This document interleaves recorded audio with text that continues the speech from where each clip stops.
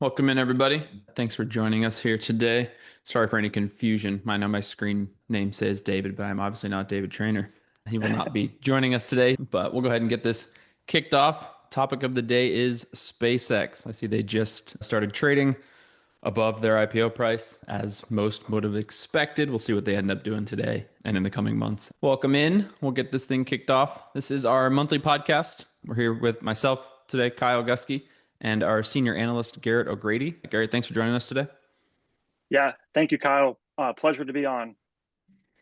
The title of today's podcast, we're going with Quantifying the Expectations in SpaceX Valuation. That's been the topic of the week. We'll get into that a little bit later. I want to start off with the disclosures and disclaimers. Most importantly, we are not providing advice. We are simply publishing research. You can read all of these in the replay that we'll post on our website in the community. But again, keep in mind, we are publishers of research, not providing advice. The agenda for today. First up, I want to let everyone know that this is a monthly podcast. The next one will be July 10th. If you signed up for this one, you're actually already signed up for the next one. You'll get some emails about it, reminders to join then. Some of the research we've published recently, some new long ideas, new danger zone picks, SpaceX pre-IPO report. We looked at some stocks that actually were added to the core earnings leaders index in the most recent quarter. An interesting look at what it takes to join that index. It's not just about a specific valuation or number. It's really about core earnings and core earnings strength. Dig deep into some AI companies on some of those reports. Put out a few short little videos on new constructs in general, and then some earnings watch parties and model portfolio updates as well. In the past few weeks, on the agenda today, we'll talk a little bit about number one stock picking. We're excited to hit 60 straight months or 5 years. We'll talk some upcoming training events we've got going on. And then we'll jump into the topic of the day, SpaceX. So with that, I'll get right into it. No need to delay. If you have any questions, you can definitely put those in the chat. We'll do a full reverse DCF on SpaceX a little bit later. Maybe we can test some of your assumptions as well, or expectations maybe for future growth there. But I wanted to kick it off here with our number one ranking. We've been ranked now number one in multiple categories on SumZero. It's 16,000 buy-side analysts for 60 straight months, 5 straight years. We're very proud of this. We like to say proof is in performance. You don't just have to take our word for it. You can look at third parties. 5 years now, we've had number one ranked stock picking. So it's something we're very proud of. This really shows the power of using our data to basically glean insights from superior fundamental research. That's why we're very proud of that. I wanted to share that with you guys. On the training side of things, we do have a couple upcoming trainings that you guys can also join in on. We got an ideas dinner coming up next week, June 16th. That is exclusive to our pro and institutional members. That's with David Trainer. He'll jump in. They'll talk about long ideas, short ideas, kind of anything that the pro and institutional members really want to talk about. It's an awesome opportunity. We've had some good ideas come out of it as well. So if you're a pro and institutional member, you're probably already signed up, but if you haven't joined one, we definitely think they are worth your time. And we've also got another training on June 18th at 1 p.m. Eastern. Registration links will start going out via email, I think this weekend or early next week. We're calling it the IPO Melt-Up. We'll talk about everything going on with SpaceX IPOs, Anthropic IPO, OpenAI, all those AI companies, and what it means for the market and what it means for investors as a whole. But that is next week. Let's get back to today. SpaceX, the topic. SpaceX. I feel like it's some of all we've seen in the past few weeks of headlines is SpaceX. Rightfully, it is the largest IPO in history. We published our pre-IPO report on May 21st. We wanted to basically provide analysis on the risk reward of the IPO. And we try to get every big IPO out there covered before the IPO so that investors can go into it with a clear eyes and look at profitability, valuation, adjustments, hidden items, things like that, before it starts trading, before you get the IPO pop or fall. And so we did that on May 21st. And we wanted to kind of walk through a few different key takeaways that we saw from that report in this presentation, and then we'll jump into the full report as well as the reverse DCF case study. And then we'll talk a little bit with Garrett about some items he found when he was parsing the S1, kind of going through the footnotes and things like that. But the top line, SpaceX is growing very fast. I don't think that's a secret. Your revenue 33% year over year in 2025, but SpaceX core earnings fell from negative 475 million to negative 2.9 billion. So you've got a fast growing, but also fast growing losses company that is now, I believe, sitting right now as the sixth most company in the market, despite not generating any positive core earnings. So quite a juxtaposition there. When we went through the S1, realized quickly Starlink, we called it the early star, more than doubled subscribers. It is the only segment of theirs that generates positive operating income, but it's not enough to offset the operating losses as a whole. But it's definitely the early standout from the business. They got all these aspirations of AI, rockets, space, everything, but Starlink and the kind of satellite internet, satellite broadband connections is definitely what is driving the potential profitability of the company at this point. Again, losses in the other segments override those for the moment, but we'll see where that goes. But even though they are the early star, it was not without issues. Average revenue per user is falling quickly, which is something we've seen in a lot of businesses that try to scale up across the globe. A lot of times with the social media companies, our average revenue per user is the chosen metric to show how much they're bringing in per person. And usually when they expand globally, that number falls. So you've got a situation where yes, they're growing fast, they are operating profitable, but if that ARPU falls further, we could see that margins actually not be positive or potentially positive as we move forward. So it's something to keep an eye on with the Starlink business. And then there's other red flags. We detailed a bunch of these in our report, and I'm actually going to go out to the report here in a second. Actually, you know what? Let's just do that now. We'll go straight to the report here because we've got all of these report items on our website in different categories as the red flags that we found. The first one was misleading non-GAAP results. You've got adjusted EBITDA looking way better than GAAP net income and economic earnings. That's something we see a lot in unprofitable companies, IPOs, and even some companies that have been trading for many years. They love that adjusted EBITDA number, even though it removes a whole lot of expenses that you might say are recurring or continuing. One of the big items, I know, Garrett, I think you may have flagged this one. They don't technically have material weakness in internal controls, but they can't say they don't. For every Interesting there. IPO we cover, this is like the first thing I look for.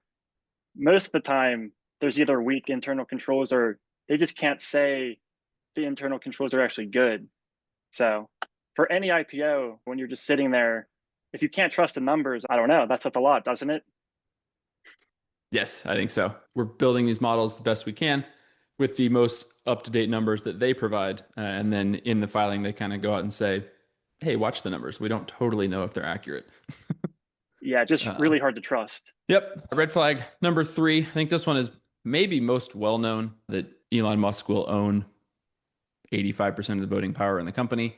It's something we've seen with a lot of IPOs recently. This one might take it to the extreme. I'm not sure I've seen 85% in one person's hands in a long time, but it's definitely red flag for new investors. You're along for the Elon Musk ride, whether that is positive, negative, anywhere in between, because you can't really say anything else because he's got the voting power there. Another item that we've noticed is you're almost paying for Elon Musk's past ventures. Some of the Twitter debt and repaying that is basically already pledged from the IPO proceeds. And so it was something to look out for. It's not a clean SpaceX investment. You're getting a lot of the stuff that has been wrapped up into SpaceX, which sort of hints at red flag number 5 here, the related party transactions. I think it's something that we've seen with Elon Musk since Tesla wrote an article here on the bailout of Solar City. It was a business that got rolled up into Tesla. They rolled up a lot of companies into SpaceX. And then there's just related party transactions between, Elon's companies, Tesla owning SpaceX, SpaceX owning aircrafts that are used by Tesla, stuff like that.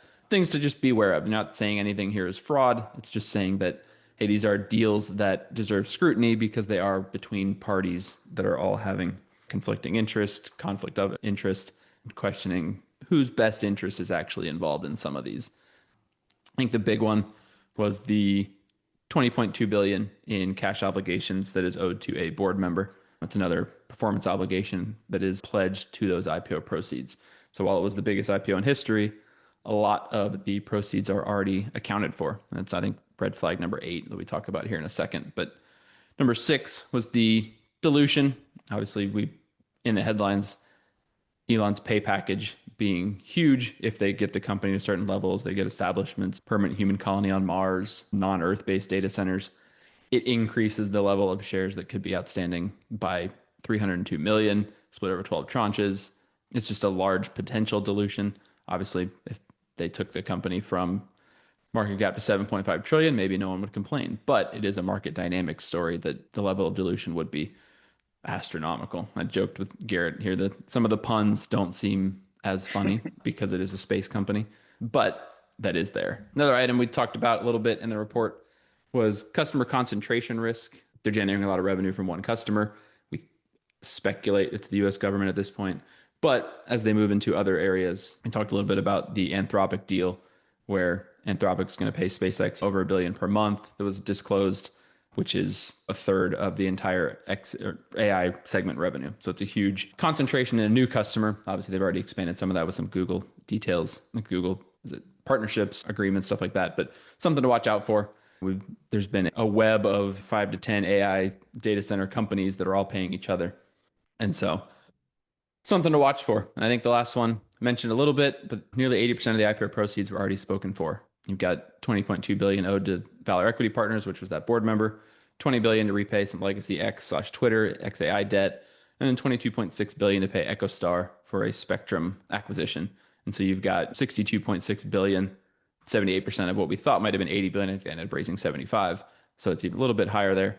But most of it's already spoken for. And we think that if SpaceX is going to come anywhere close to justifying expectations, they're going to need all that money and more because of the ongoing AI race, the space race that could come out with different companies launching satellites and stuff. But with that, I'm going to jump back into the slides a little bit because there's some things that we didn't put specifically in this report that speak a little bit to the parsing, the data, the numbers we're looking at in the filing that Garrett pulls out as well. I see got a question here on the summary of the article. I'll put this article link in the chat, and then we'll also share these slides when we post the replay in our community. But let me jump back over there real quick. Here is our SpaceX report. That's in the chat now for anyone who wants to look at it as we go. Start this back up. Some other items you may not know about. Garrett, I'll let you talk a little bit about these, where we found them, how they impact our model as we're going through and building out the fundamentals and valuation scenarios. Yeah, these were just some of the fun footnotes that I pulled in the filing. Like we said, they're paying for their past ventures. I found a $4 billion Twitter impairment already from the rebranding from Twitter to X. So that was one of the first things I saw. And then also in the footnotes, they had $1.6 billion in not yet commenced leases. Pretty much all the companies in the AI spend race, the not yet commenced leases, these are just buried in the footnotes. Not a lot of people find them. So this is just, yeah, this 1.6 number is probably going to be growing as well. And then the last big footnote find that I found was the $588 million in modified stock option expense. So that's a pretty huge expense. We reversed that out of NOPAT and core earnings. So these were just, yeah, some of the biggest items in the footnotes I found, which were, yeah, pretty interesting. Yeah, I think the 1.6 billion in not commenced leases is one to watch because we've seen not yet commenced leases soar in Yeah, Alphabet, Meta, Google, yep. Oracle. Yeah. I think Oracle has upwards of 240 billion in not yet commenced leases now. I want to say it was up from 30 billion a couple of years ago. And it's basically money that they don't owe yet, but they have on the books in the future for data center leases that is pledged out in the future. And so it's something we include in total debt because they can keep it off the balance sheet for now, but it is going to come on balance sheet at some point through operating leases and whatnot. And so 1.6 is small relative to some of these other AI spenders, but I definitely think that could skyrocket here quickly if they're going to remain in the AI space, which per their S1 is their largest potential opportunity. And to that point, why we think that total debt, not commenced leases, are impacting things. The AI spending race has been super capital intensive. I think Garrett pulled this using Finsights, our AI agent that uses all our data. Google Cloud helped us build it and everything. The AI spending race is costly. We've seen free cash flow plummet on all these big spenders. SpaceX, not so much. We've only got a little bit of data, obviously 2025 being their S1. We'll see how that goes in the future. But if they are going to remain in that AI race, we would probably see this come down pretty quickly, negative wise. We've seen, what's this? Microsoft used to be at the top. They've gone negative, the zero being here. Google just above. They've gone negative. Oracle being the big one. Like I said, they went, I think, from 30 billion in not commenced leases to over 240 billion. Not all hits that free cash flow number because we're adding that back to invested capital. I think Garrett's note they added at the bottom here, also important. Google's already raising money. Anthropic and OpenAI are going to raise money as well.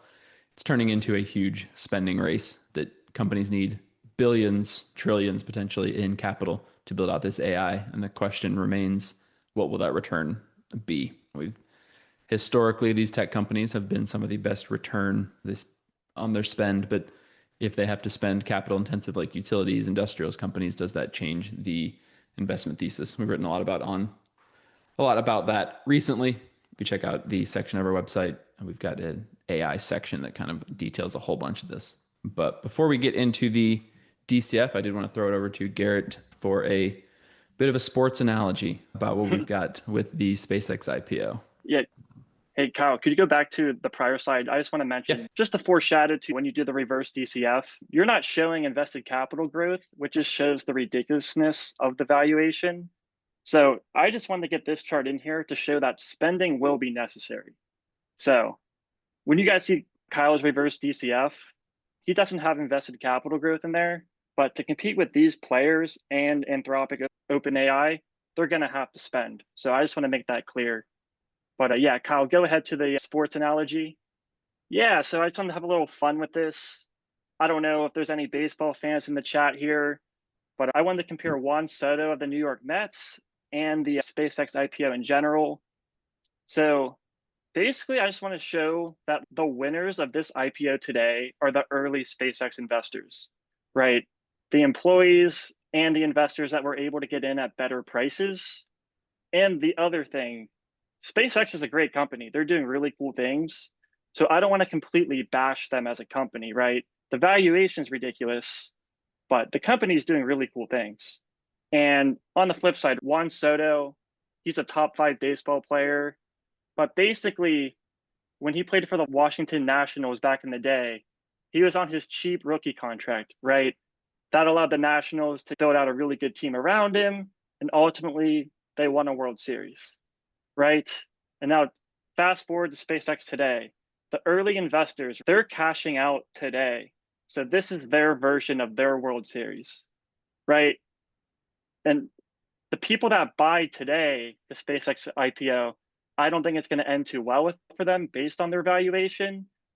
And just to compare, Juan Soto, after playing with the Nationals on that cheap rookie contract, he signed the biggest contract in baseball, right? So there's parallels to this being the biggest IPO.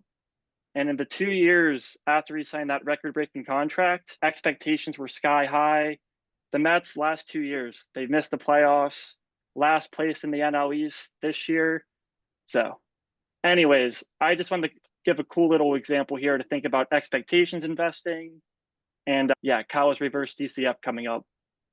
Yeah, perfect segue on expectations. I'm going to jump right into it and we're going to quantify what is in that 1.75 trillion valuation. We can actually look live. I think they're right under 2 trillion right now in SpaceX IPO. Let's see. SPCX, and we're up to 167. And so when Wow. the original IPO price of around 135, so we got a big jump there. But we'll jump into our company model. In the report here that I sent out in the chat, we did put together these valuation scenarios. And the whole point of this is we're not trying to predict the future. We don't have some vision 10 years in to know exactly what's going to happen. But we want to quantify what the current price, or in this case, the IPO price, quantifies that the company has to do to justify that valuation. We can look at the implied future profit growth, implied margins, implied revenue growth to justify that valuation. And so when we do that, we can again mathematically show the expectations in SpaceX. So this is our company model. And we've got some of the metrics I had mentioned, core earnings numbers. It went from negative 475 to negative 2.9 billion, things like that. We've seen margins on here go from positive 2024, negative in 2025. And so we want to look at the forecast, and we put together a couple different scenarios to quantify what is in a different price levels. Right now, in my optimistic scenario, that is to justify 1.75 trillion valuation. And so we had to come in here. We've got the key items being revenue growth and margins. As Garrett mentioned, I'm best case scenarioing kind of here, saying they're not going to have to spend anything on invested capital. We know that's not realistic, but invested capital can vary. So we just want to create best case scenarios and then point out, hey, in any real scenario, they would have to spend invested capital. So they're going to have to do even better than this. But we looked at a scenario, justify the IPO valuation. They have to improve margins to 23%, again, from that -7 or so. 23 was in between broadband providers like Charter and some of the hyperscalers, Google, Meta, Microsoft. And then they'd have to grow revenue 50% compounded annually for 10 years. So we can look at what that looks like on this decision page here with our optimistic scenario. To get that 135 stock price, you're looking at revenue CAGR 50%, ROIC minus WACC of 131%. And the last year it was -3%. So you've got massive expectations. We look at revenue in that scenario. They've got to grow revenue from, what is it, 18.6 billion, 18.7 billion, up to, we got 1.1 trillion to justify that IPO valuation. So you've got past performance doesn't match future expectations, that long time saying and whatnot about investing. But the reality is they have to generate more revenue than any company in our coverage universe. They have to generate more profit than any company in our coverage universe simply to be worth that 1.75 trillion. Anything less, and they should be worth less. And so it's really a situation where expectations for future growth, we quoted in best in this world expectations, because a 1.75 trillion valuation implies they will be the largest and most profitable company possibly in the history. I don't know, adjusted for inflation, some companies back in older times, but right now would be the most profitable and largest by revenue company in the entire market. Anything below that is basically downside risk in these scenarios. And so what we wanted to look at, let's still be optimistic, still look at a scenario where we give them credit for, it's called pessimistic just because there's only three, neutral, optimistic, and pessimistic. But we could probably make the argument this is still pretty a optimistic scenario. But if we give them NOPAT margin of 19%, which is right at, I believe, Charter Communications. If we look in our pre-IPO report here, you got Charter at 19% NOPAT margin, T-Mobile 18%. So somewhere in that broadband wireless spectrum industry, because again, that is currently their most profitable, their only segment generating operating income. 19% margin and grow 34% compounded annually for 10 years. And that 34% growth number, I believe, was their revenue CAGR, since 2023. So basically giving them credit for doing exactly what they've done in the past, but with a massive improvement in margins. And in that scenario, we can look at our DCF review to see what they would be worth. We've got this shareholder value here. In this scenario, revenue grows to 348 billion, profits at 66 billion, NOPAT, and you're looking at a shareholder value less than 500 billion. So significantly below the IPO valuation, best case hopes for the company.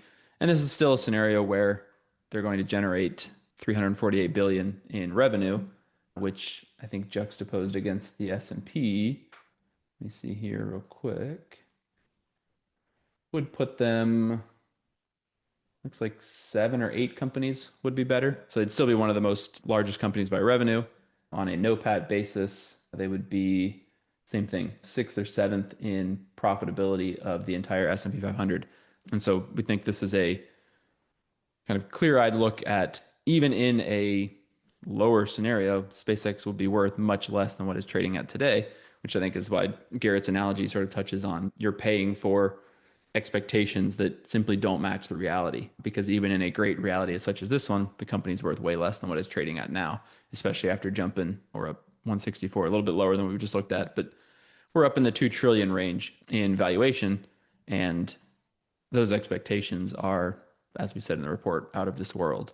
One I did want to kind of have some fun with, Garrett shared this article with me. Ron Barron believes SpaceX will be worth 30 trillion by 2040.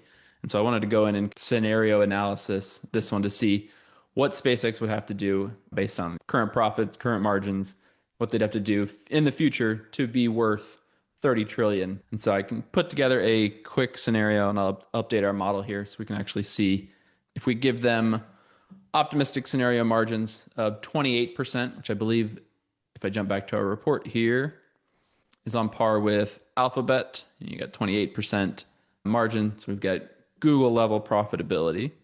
And I will copy this one out throughout the entirety of our model.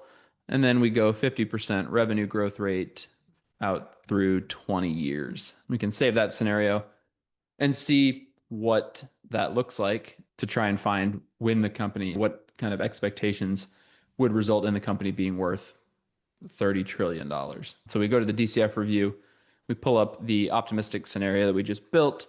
You've got 50% revenue growth, 28% NOPAT margins, and then what we're looking for is a shareholder value here of 30 trillion or somewhere in between 30 trillion. If we go out, we're up to 13 years, we're at 7 trillion. We cross that 30 trillion line somewhere between 2042 and 2043. And so what that's saying is SpaceX to be worth 30 trillion. You've got a scenario where they've got 18 trillion in revenue, 5 trillion in NOPAT. I think for comparison, the entire NOPAT of the S&P 500 and the TTM is just under 2.6 trillion. So you've got a business that would be more profitable than the entire S&P. I believe the GDP of China is right around 20 trillion. Yeah, 21 trillion or so.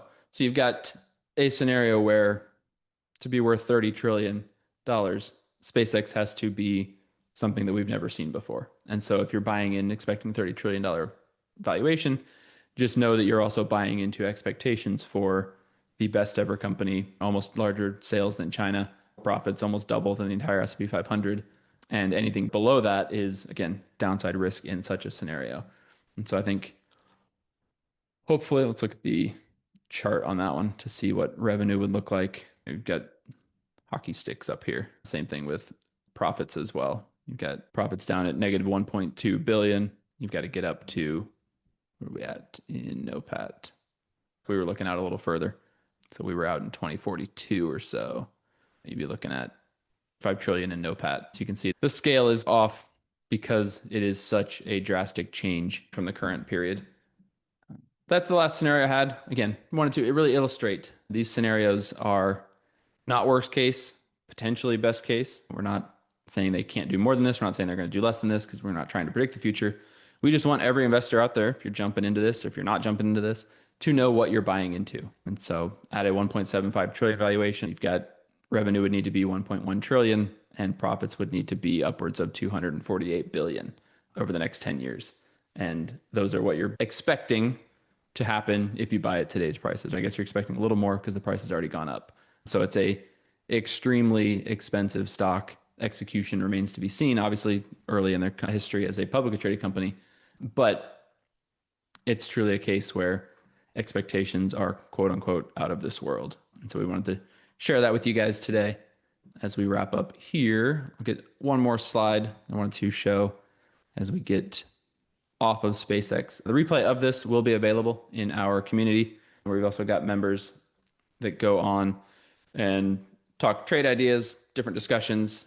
We've had a few different trade ideas in the past couple of weeks here that you can share. It's a community of new constructs minded investors or analysts, anyone that wants to join. It's free to join, free to talk about ideas, free to talk about topics on our website, stuff like that. You can join it. I'll share a link real quick in the chat. It's just newconstructs.com/society.